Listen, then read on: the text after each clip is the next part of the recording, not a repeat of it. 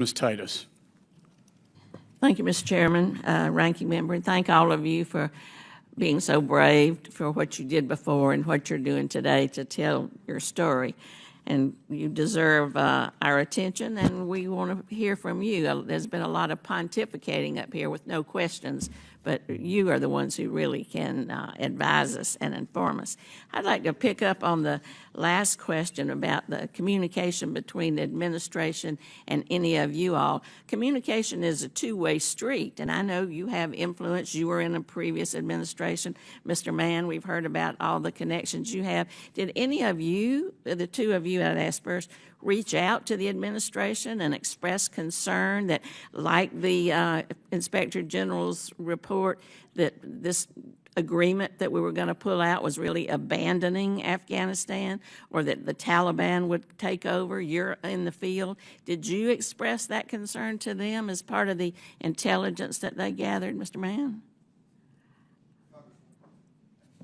Congresswoman, I did not explicitly engage the Biden administration or any of the governmental organizations. And the reason, if I could offer it, was leading up until August 15th, I really didn't intend to get involved with this. Well, how about the Trump administration when the agreement was first made that set all this in motion? What I will say is that I was very vocal publicly about both administrations and how they were handling the withdrawal, and that it was going the wrong direction. But that was the extent of my involvement with that. Mr. Hung?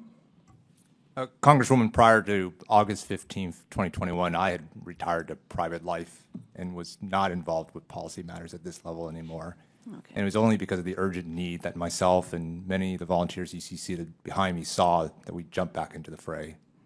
All right, well, thank you. Sometimes hindsight's 20/20, and if we'd gotten involved earlier, we might not be able to have so much to criticize later.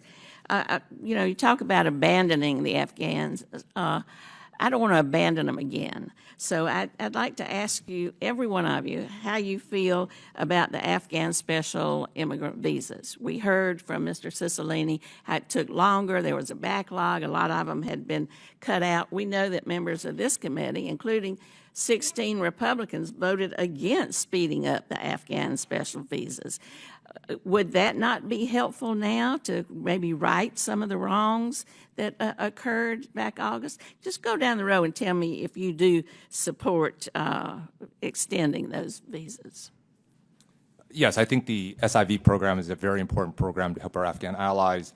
I think that there is a tremendous need to enable the executive branch to increase both the throughput and capacity to process those visas and transport the people who have been granted a visa or approval for a visa out of Afghanistan post-haste. I know the immigration problem is bigger than this, but let's focus on this. I mean, we could be talking about temporary protected status or other things, but just this particular program. Do you I would support agree. that? I would agree with extending SIVs continued as long as individuals are properly vetted and not bringing more threats into America. Okay, so you feel comfortable with those people getting to come and be here and be by our side and a pathway to citizenship or whatever? As long as they're properly vetted, yes. Okay, thank you. I mean, yes, I support expanding the SIV system. It needs to be fixed. There's a lot of different fixes that we can get into in more detail at some other time. I would also say that SIVs are a very small slice of the Afghans who are left behind. Only a very small number of those would qualify for SIV visas as it's currently written. Well, do we need to reform that process and expand that visa so that more people would qualify for it? Reform, expand the definitions of who is included in a family member would be a start. And we can do that while still answering the question for gentleman next to you about keeping people safe and secure. There is no more highly vetted individuals in this country than anybody who goes through our immigration system. The multiple checks at every layer for every kind of immigration status is insane. And what most Americans don't realize, and the SIVs are even more doubly vetted because they had to be requalified to work with our military every 6 months. Exactly. So why would somebody vote against it? Go ahead. Yes, thank you, Congresswoman. The SIV program is where I spend the majority of my time, so I'll try to be as brief as possible. Very briefly, on your previous question of worrying about the Afghan allies left behind, you might not remember this, Congressman Crow, but actually about 3 years ago, I was in your office with Common Defense, and we were asking about, the Forever War campaign. And at the end of that, myself and another veteran spoke to you, and you said you were hesitant to sign on to the campaign because, from your experience in Iraq, Kurds had been left behind, and you were worried about the exact same thing happening to our Afghan allies. It's a moment that stayed with me powerfully for a very long Will time. you because answer it's my happened. question? Yes, We'll let ma'am. Mr. Crow come. Yes, ma'am. Give I'm us sorry, some real quickly. time. So just like Camille said, every 6 months they underwent incredibly vigorous background checks, which included polygraphs and counterintelligence screening.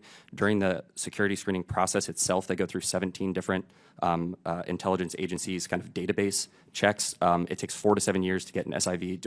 I'm supportive extending the program, but more so this backlog issue. There are both administrative and congressional fixes that could make this problem incredibly faster. And also, like she said, it also could be expanded or using other pathways to bring other at-risk people who currently are not included in the statutory requirements, who don't meet SIV, but who are incredibly at risk, who are also equally vetted, and who are facing, a dire circumstance in Afghanistan right now. So absolutely, ma'am. Perhaps that's where we should direct our energy, is improving that system so we don't abandon more people. John Wade's time's expired. Chairman